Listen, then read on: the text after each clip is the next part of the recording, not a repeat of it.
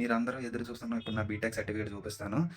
So ఇది చూడండి, B Tech third year second semester అన్నీ చూడు. ఏ++ఏ+ఏ బీసీలో ఒక ఎఫ్ వచ్చింది. అది ఏ సబ్జెక్టో తెలుసా? ఎందుకు అంటే నేను ఫెయిల్ అయిపోతానేమో అని చెప్పి నా జాతకం చూపించి 2 ఉంగరాలు పెడితేనే నేను పాస్ అవుతాను అనేసి. మీరందరూ నాకు జాబ్ కొట్టేసింది, నేను టాపర్ అనుకుంటున్నారు. కానీ నాకు బీటెక్ లో ఒక బ్యాక్లాగ్ ఉంది. మీరు నమ్మినా నమ్మకపోయినా నేను బ్యాక్లాగ్ క్లియర్ చేశాను, నా సర్టిఫికేట్ వచ్చింది. నేనేం టాపర్ని కాదు, నేను యావరేజ్ స్టూడెంట్నే.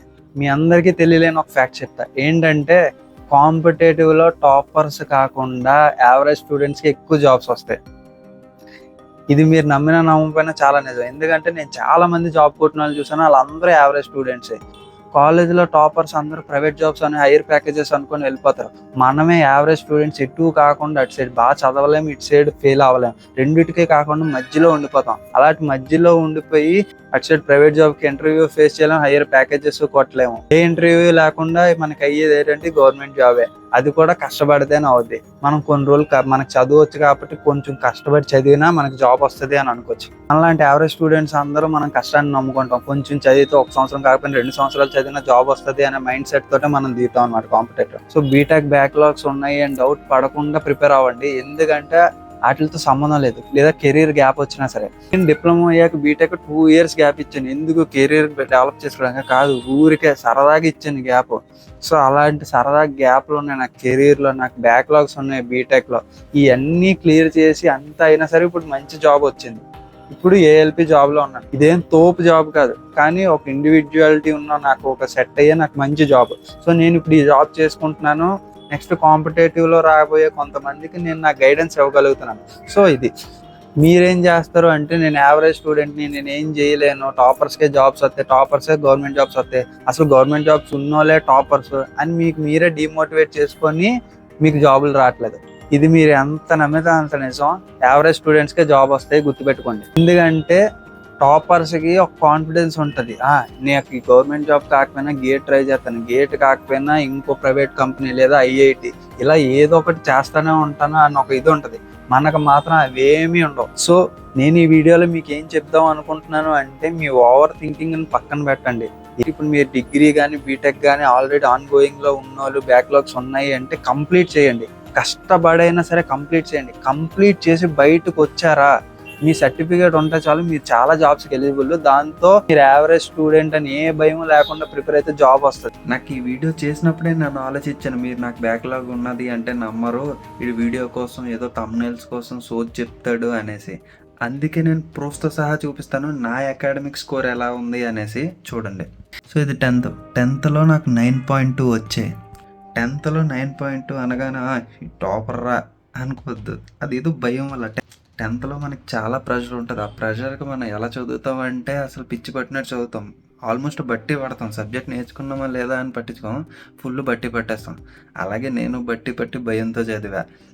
సో ఇప్పుడు నెక్స్ట్ డిప్లొమా. సో 10th 9.2 వచ్చి ఇది అట్లీస్ట్ ఒక 85% అయినా వస్తుంది అని అనుకునే రోజులు అవి. కానీ మనం చదివిన చదువు అంత లేదు. ఎందుకంటే 10th డిప్లొమా అది కూడా ఆల్మోస్ట్ ఎగ్జామ్స్ పాస్ అవ్వకపోతే క్యాంపస్లు రావు అని డిసైడ్ అయ్యి చదివా. సో ఇది చూసారా, 77%. 77% అంటే ఇది టాపర్ది కాదు. కొన్ని క్యాంపస్లు అయితే 85 అడుగుతాడు, కొన్ని 80 అడుగుతాడు. ఇంకా తక్కువ అడిగినట్లుగా అంత ప్యాకేజెస్ రావు. మీరందరూ ఎదురు చూస్తున్నాం ఇప్పుడు నా బీటెక్ సర్టిఫికేట్ చూపిస్తాను. సో ఇది చూడండి, B Tech third year second semester అన్నీ చూడు. ఏ++ఏ+ఏ బీసీలో ఒక ఎఫ్ వచ్చింది. అది ఏ సబ్జెక్టో తెలుసా? Cam. So cam theory subject నాకు బ్యాక్లాగ్ ఉంది.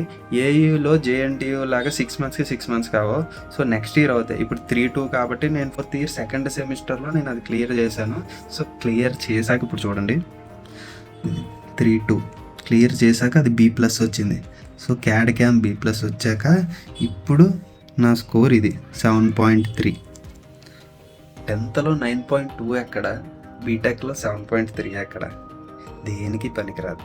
అసలు ఈ సర్టిఫికేట్లే ఎందుకు, అసలు చెప్పుకోవడానికి తప్ప ఈ మార్క్స్ దేనికి పనికిరావు. ఇప్పుడు నేను ఈ గవర్నమెంట్ జాబ్కి బీటెక్ మీద ఒక బ్యాంక్ జాబ్ అప్లై చేసినా, రైల్వే ఎన్టీపీసీ అప్లై చేసినా, ఏఎల్పి అప్లై చేసినా, ఏది అప్లై చేసినా కట్ ఆఫ్ చూస్తాడు తప్ప ఈ సర్టిఫికేట్లో ఎన్ని మార్క్స్ వచ్చాయి, నీకు ఎంత పర్సంటేజ్ వచ్చింది, ఈ ప్రైవేట్ క్యాంపస్లు రిక్రూట్ చేస్తారు చూడు, 85 వచ్చినోడికే పిలుస్తాం, 90 వచ్చినోడికే పిలుస్తాం, అలాగే ఏమి ఉండవు. సో అవేమి పట్టించుకోకుండా నువ్వు పాస్ అవ్వు, పాస్ అయ్యాక సర్టిఫికేట్లు ఇవన్నీ వదిలేసి నువ్వు ఏ జాబ్కి సెలెక్ట్ చేసుకున్నావు ఆ జాబ్ కోసం ప్రిపేర్ అవ్వు. అంతే తప్ప యావరేజ్ స్టూడెంట్ అని చెప్పక, నాకు అసలు చెప్పక, నా కమెంట్స్లో అసలు చెప్పక. అండ్ ఇంకో విషయం ఏంటి అంటే మన ఛానల్లో గ్రౌండ్ రియాలిటీ డిస్కస్ చేస్తున్నాం, అందరికీ యూజ్ అయ్యేలాగా రిలేటబుల్ కంటెంట్ ఇస్తున్నాం, కానీ మీరు సబ్స్క్రైబ్ చేయట్లేదు. సో ఈ వీడియోని మీ ఫ్రెండ్స్ ఎంతమందికి వీలైతే అంతమందికి షేర్ చేయండి, వీడియోని లైక్ కొట్టండి అండ్ సబ్స్క్రైబ్ చేయండి, ఇంకా మంచి కంటెంట్ ఉంటుంది.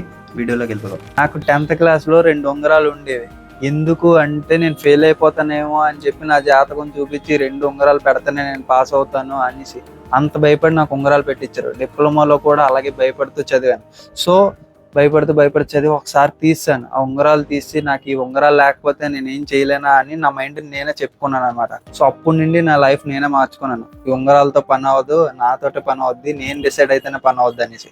సో అప్పటి నుండి నేను నా మీద వర్క్ చేయడం స్టార్ట్ చేశాను. వర్కే కాదు, రీవర్క్ కూడా చేసుకున్నాను, తప్పులన్నీ సరిదిద్దుకున్నాను. నేను అప్పుడు సైమల్టేనియస్ గా బీటెక్ చేస్తూ కాంపిటేటివ్ ప్రిపేర్ అవుతూ ఒకసారి బ్యాక్లాగ్ ఉన్న అది క్లియర్ చేసుకుంటూ అన్నీ అయ్యి ఇప్పుడు జాబ్ కొట్టాను. నాకు 10th లో 9.2 వచ్చాయి అనగానే టాపర్ అనేస్తారు, కానీ అది భయం వల్ల చదివింది. కానీ నాకు డిప్లొమాలో 77%, బీటెక్లో 70%. 70% అంటే pretty యావరేజ్. అదేం క్యాంపస్లకి సెలెక్ట్ అయ్యేంత గొప్ప స్కోర్ ఏం కాదు. డిప్లొమాలోని మంచి స్కోర్ కాదు, బీటెక్లోని మంచి స్కోర్ కాదు, యావరేజ్ స్కోర్. నేను మీలాగే యావరేజ్ స్టూడెంట్ని. నేను చేయగలనంటే మీరు చేయగలరు. నేను ఇప్పుడు జాబ్ కొట్టి కెమెరా ముందు ఈ వీడియో రికార్డ్ చేస్తున్నాను అంటే రేపు పొద్దున్న నువ్వు నాకన్నా మంచి జాబ్ కొట్టి కెమెరా ముందు కాకపోయినా ఎక్కడో స్టేజ్ మీద ఇంకోటి చెప్తావు నీ కదా. ఇలా నేను యావరేజ్ స్టూడెంట్ని, నేను చదివాను, కష్టాన్ని నమ్ముకున్నాను, నేను జాబ్ కొట్టాను అనేసి నువ్వు కూడా చెప్పి ఒక రోజు వస్తుంది. దానికోసం కష్టపడు, అంతేగాని యావరేజ్ స్టూడెంట్ అని కారణాలు చెప్పుకొని చదవడం మాత్రం ఆపొద్దు. నేను ఈ విషయం ఎందుకు చెప్తున్నాను అంటే నన్ను చూసి ఇంకోటి ఇన్స్పైర్ అయ్యి రేపు పొద్దున్న ఇంకో 2-3 ఆడు ఇన్స్పైర్ చేస్తాడు, యావరేజ్ స్టూడెంట్స్ కూడా జాబ్ కొట్టగలరు అనేసి. సేమ్ అలాగే మీరు ఈ వీడియోకి లైక్ అండ్ సబ్స్క్రైబ్ కొట్టి మీ ఫ్రెండ్స్తో షేర్ చేస్తే ఆడు 2-3 లైక్ అండ్ సబ్స్క్రైబ్ కొట్టి షేర్లు చేస్తాడు. మర్చిపోద్దు, సబ్స్క్రైబ్ చేసుకోండి.